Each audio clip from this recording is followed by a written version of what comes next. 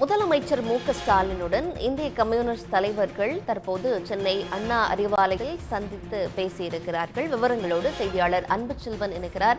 அன்புச்செல்வன், இந்த சந்திப்பில் யார் யாரெல்லாம் இருக்காங்க? சந்திப்பின் பின்னணி என்ன? குறிப்பாக முதலமைச்சரும் திமுக தலைவருமான மு.க.ஸ்டாலின் உடன்பிறப்பு இந்த சந்திப்பு நடைபெற்றுக் கொண்டிருக்கிறது.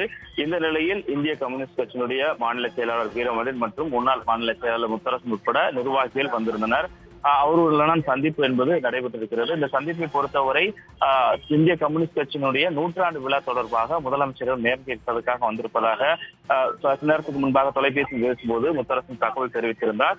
தொடர்ச்சியாக 2026ஆம் ஆண்டு சட்டசபை தேர்தல் நெருங்குவதை ஒட்டி அடுத்த கட்ட கூட்டணி பேச்சுவார்த்தைக்காக வந்திருப்பார்களா என்று கேட்க போதுதான் இதுபோன்று 100ஆண்டு விழா தொடர்பாகவே முதலமைச்சரை சந்திக்க வந்திருப்பதாக முத்தரசன் நம்மிடம் கூறினார்.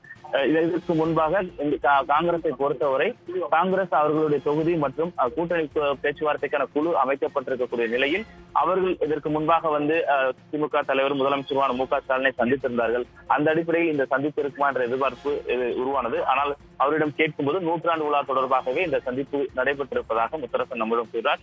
ஆக இன்னும் சற்று நேரத்துக்கு முன்பாக சந்திப்புக்கு பின்பாக செய்தியாளர்களை சந்திக்கும் பொழுது கூட்டணி குறித்த பேச்சுவார்த்தையா அல்லது 100ஆண்டு குறித்ததற்கான சந்திப்பு என்பது தெரிய வரும்.